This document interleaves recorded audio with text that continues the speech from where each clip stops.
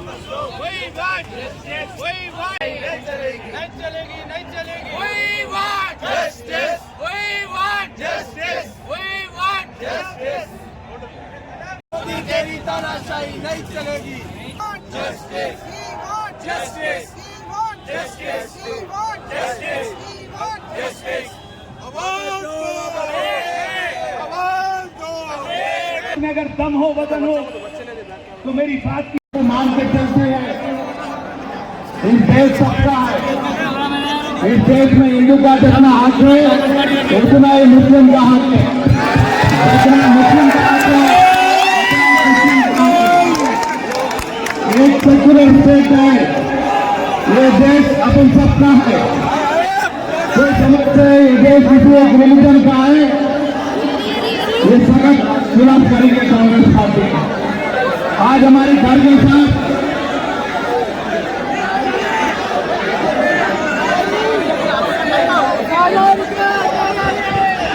भाई आप सब ये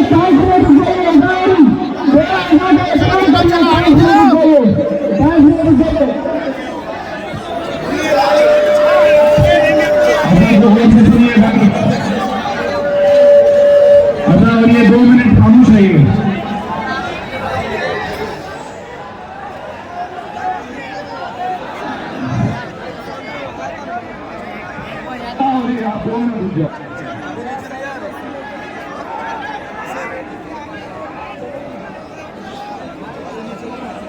तो मैं अंत में एक बात बोलता हूँ,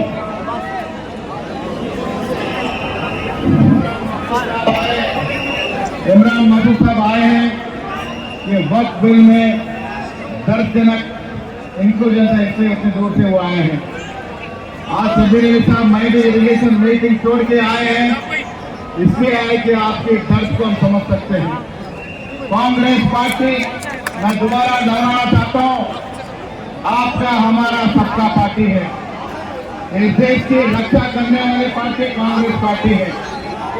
इस देश को आजादी दिलाने में कोई बीजेपी वाला एक आदमी था, कोई आदमी का शहीद हुआ। आज मोदी बोलते हैं देश के बारे में, अरे जब आरएसएस बीएसपी लोग कोई स्वतंत्र संग्राम में नहीं थे, ब्रिटिश वालों का राज आइए बोले से वाले आज देश के बारे में बात करूं। सड़क सफाई सिखाने के दिन आ रहे हैं, मोदी जी का कर होने को आए हैं। हर वक्त झूठे वायदे करके आज राज चला रहे तो मोदी अपन सब मिलके उतारेंगे मोदी को उतारेंगे, राहुल जी का साथ देंगे, वक्त बिल के अगेंस्ट अपन लड़ेंगे। जय हिंद। अब मैं गुजारिश करता हूँ कि इमरान महबूब साहब अपना खिताब करें।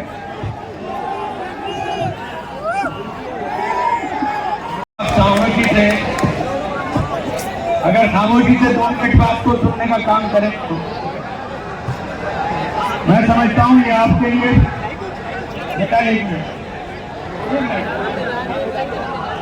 आज इस मौजूद के ऊपर हम लोग यहाँ खड़े हैं तो बहुत खामोशी के साथ जरा सा बात सुने। तेलंगाना प्रदेश कांग्रेस कमेटी के हमारे अध्यक्ष महेश कुमार जी, तेलंगाना के बहुत ही वरिष्ठ नेता, सीएम एडवाइजर शब्बीर साहब, वाइस फहीम कुरैशी साहब, हमारे वक्फ बोर्ड के चेयरमैन सैयद अजीम साहब, हुसैनी साहब, शेख अकबर साहब, उस्मान कादरी साहब, हाजरी साहब और तमाम यहाँ पर बोर्ड के चेयरमैन, नौजवान असद भाई और मेरे दोस्तों बुजुर्गों, महसूस ये होता है दौरे तबाही है, महसूस ये होता है दौरे तबाही है, शीशे की अदालत में पत्थर की गवाही है। कातिल ही मुंसिफ है, कातिल ही सिपाही है। आपकी अदालत और आप ही जज बन जाएंगे। ये कैसा कानून देश के अंदर लेकर आए? ये जो कानून देश में लाने का काम हुआ है, एक बार आपको कह देना चाहते हैं, आज पूरे देश की मीडिया में मैंने रात बोल दिया था बहस चल रही है, फिर दोबारा कहना चाहता हूं, यहाँ नेशनल मीडिया है, सुन ले कान खोल करके कि ये लोकतंत्र है, ये राजशाही नहीं है। आप लोग अजर और अमर नहीं हो गए होगे, आप लोग ये हो गए जिस दिन हम सत्ता में आएंगे 1 घंटे के अंदर इसको उखाड़ के फेंक देंगे। और जहां जहां हमारी सरकार है,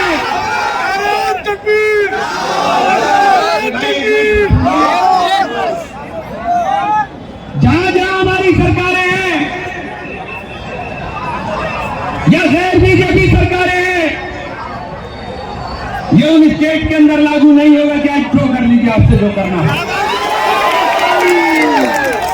आप फेडरल स्ट्रक्चर को तबाह करना चाहते हो, आप इस संविधान को रोकना चाहते हो। ये मान बाबा साहेब भीमराव अम्बेडकर के सपनों का देश है, बाबा साहेब के सपनों को रोकना चाहते हो। जब ये बिल पार्लियामेंट के अंदर पेश हुआ, आज आप लोग बहुत जोश के साथ नारे लगा रहे हैं, लेकिन नौजवान तुमसे भी कहना चाहता हूं कि तुम्हारे सपनों पर बुलडोजर चल रहा था और तुम सो रहे थे। ये वक्त भी बहुत शोर मचा रहे हैं, मेरी एक बात का जवाब पार्लियामेंट में नहीं दे पाए। जब ये कहते हैं कि पसमंदा मुसलमान, जब ये कहते हैं महिलाएं, जब ये कहते हैं बच्चे, यतीम मिस्कीन, सब इनकी बातों पर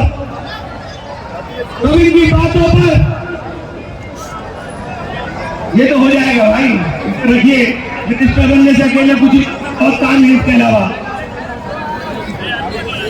ये जब ये बोलते हैं प्रधानमंत्री और गृह मंत्री,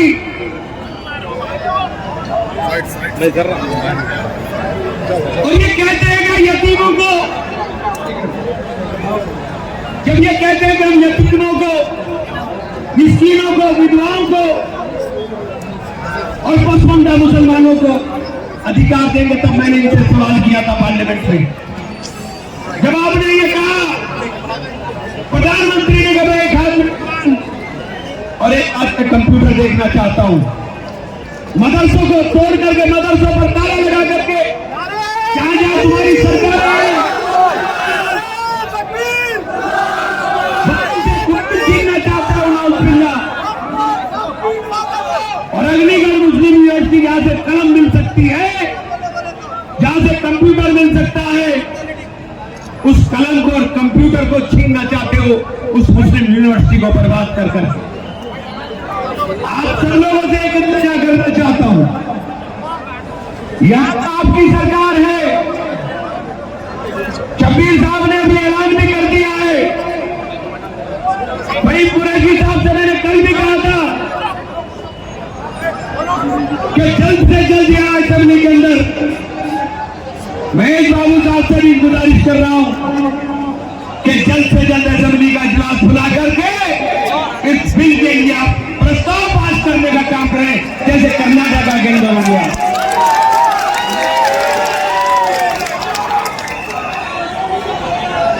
दोस्तों, तकलीफ हम जैसे लोगों को है,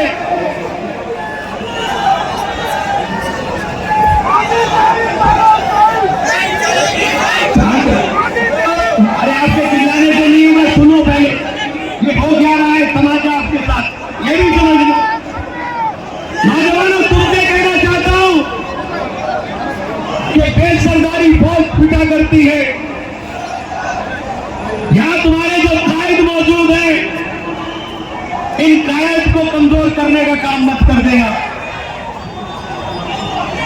एक नैरेटिव पूरे देश में बनाया जा रहा है कि वक्फ बोर्ड में हम क्यों जाने का काम करें, वक्फ बोर्ड हमको क्या देता है। मैं आपसे पूछना चाहता हूं, मस्जिद नहीं होगी तो नमाज कहां पढ़ो, कब्रिस्तान नहीं होगा तो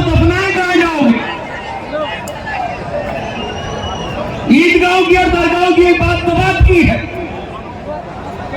ये इन तमाम चीजों पर कब्जा करना चाहते हैं। इन्होंने पार्लियामेंट में झूठ बोला है। पार्लियामेंट में गृह मंत्री ने कहा कि हम ना दरगाह को हाथ लगाएंगे, ना मस्जिद को हाथ लगाएंगे, ना ईदगाह को हाथ लगाएंगे, और जो जैसी है प्रॉपर्टी हम वैसे ही रहने देंगे, हम वक्फ बाय यूजर को नहीं छेड़ेंगे। लेकिन जब कानून की किताब मैंने दिखाई, जो कानून भेजा, उसमें इन्होंने एक लाइन आगे बढ़ा दी कि सिवाय उनके जो आधी, अधूरी या पूरी, जिसके अंदर लिटिगेशन हो, मुकदमेबाजी हो, या वो संपत्ति सरकार की हो। हमारी प्रॉपर्टी को सरकारी बताओगे, और जब आप सरकारी बता दोगे, उसके बाद आपने कहा कि जब तक इस सरकारी संपत्ति की, ये संपत्ति, चाहे वो ईदगाह हो, चाहे खानका हो, चाहे दरगाह हो, चाहे कब्रिस्तान हो, जब तक उसका मालिकाना सरकार के पास रहेगा, जब तक कोई डेजिग्नेटेड ऑफिसर इसको तय नहीं कर देगा। और वो डेजिग्नेटेड ऑफिसर तय कब करेगा, इसका कोई पक्का नहीं किया उन्होंने कि ये तय कब करेगा। यानी वो जब तक चाहे, जब तक उस प्रॉपर्टी को अपने कब्जे के अंदर रखें या खुद कर दें। बहुत आसानी के साथ सवाल कहा कि हम छेड़ेंगे नहीं, लेकिन उसी के साथ दूसरा सवाल दाग दिया कि दिल्ली के अंदर कांग्रेस की सरकार ने 123 प्रॉपर्टी को डिनोटिफाई कर दिया। अब कौन सी 123 प्रॉपर्टी? उसके अंदर मस्जिद है, उसमें ईदगाह है, उसमें कब्रिस्तान है, उसमें दरगाह है, ये चार ही चीजें 123 प्रॉपर्टी है। और जब हमने सवाल किया कि आपने तो ये कहा, तो फिर उसको बोल कर गए, कोई जवाब नहीं आया। पूरे देश में एक नैरेटिव फैला रहे हैं कि हम गरीब बच्चों की, पसमंदा मुसलमानों की मदद करेंगे। मैं तुमसे पूछना चाहता हूं, आप सलाहुद्दीन के आखिरी खुतबे के बाद क्या तुम्हारे अंदर ये गुंजाइश है? बताओ ये गुंजाइश है कैसे? ला इलाहा इल्लल्लाह मुहम्मदुर रसूलुल्लाह। हम लोग ईमान की रस्सी के साथ बंधे हुए लोग हैं। ये हमारे अंदर तोड़ डालना चाहते हैं, और डाल करके हमने पूछ लिया, चलिए आप इनके नाम लेकर के कर रहे हैं, कहीं बताइए। आपने पिछले 10 साल से हमारे बच्चों की स्कॉलरशिप रोकने का काम कर। स्कॉलरशिप कौन बच्चा लेता है? वो गरीब का बच्चा लेता है, वो मजदूर का बच्चा लेता है, वो पसमंदा बच्चा लेता है। आपने हमारी यूनिवर्सिटी को तबाह कर दिया। आप कलम देना नहीं चाहते। आप इस कानून रखा हुआ है, इस कानून में एक लफ्ज बता दीजिए जिसमें आपने पसमंदा मुसलमानों के बच्चों की तालीम के लिए, यतीम और मिस्कीन बच्चों के उत्थान के लिए, या गरीब और बेचारा और विधवा महिलाओं के लिए आपने एक लाइन लिखी। एक लाइन नहीं लिखी गई, लेकिन पूरे देश में नैरेटिव फैला दिया। और कुछ हमारे तनख्वाहिए हैं, दाढ़ी लगा करके, टोपी लगा करके आपको दिखाई देते हैं, ये तनख्वाहिए हैं, तनख्वाहिए जो सरकार की ढोल बजाते हैं वक्त में अच्छा, इन्हें दोजख में भी जगह नहीं मिलेगी। ये मुसलमान सबसे बड़ा हमला है, ये मुसलमानों पर इतना बड़ा हमला है। अब ये बात आपसे इसलिए कह रहा हूं कि आज लड़ाई मुसलमान सिर्फ तुम्हारी नहीं है, ये हमला मुसलमानों में अगर किसी पर है